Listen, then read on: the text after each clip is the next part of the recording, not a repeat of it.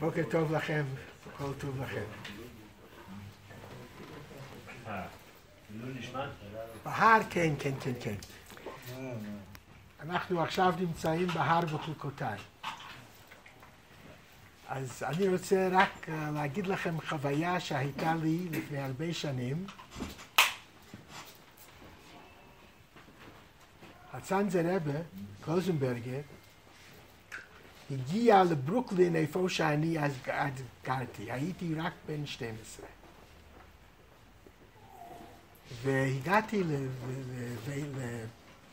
לבית החולים. החסידים שלו הפכו בית חולים ממש למשהו עצום. בבית מדרש גדול, הוא הגיע מהשואה, הוא היה חולה מאוד מטיפוס, הגיע ונתנו לו שמה בית מדרש מאוד גדול, והוא שמה היה.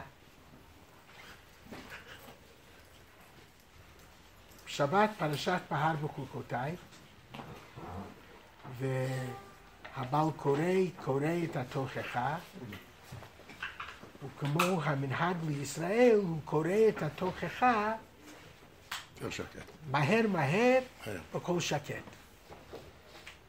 הרבה שעמד על יד הקיר לא הסתכל אף פעם חזרה, אמר גם כן עדיין מול הקיר ביידיש, הכר, בקול רם, הכר.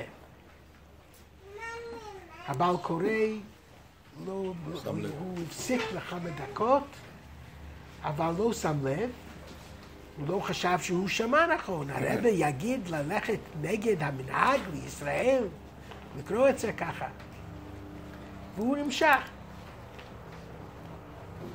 בקול מהר, נמוך.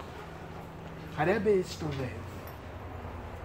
עיניים כועסות, נתן דפיקה לעמוד. אני אמרתי בקול יותר גבוה. הכר. תן לריבונו של עולם לשמוע. אין לנו ממה לפחד. כבר כל הכללות עברו עלינו. הם כולם היו ניצולי השואה. עכשיו תן לקדוש ברוך הוא לשמוע ולשלוח את הברכות. אז הוא הסתובב. הבעל קורא המשך מילה במילה בקול מאוד גבוה. ואחרי התפילה, הרבי אמר לכל הקהל, זאת תהיה השנה האחרונה שלנו בגלות. עלינו לארוז ולהגיע לארץ, מפני שרק מהארץ תבואנה הברכות. ואז באותו בית הכנסת, באותה שבת, אני נדרתי שאני באפשרות הראשונה אגיע ארצה. כולנו צריכים להגיע לארץ כדי לטעום את הברכות. שלום וברכה לכם.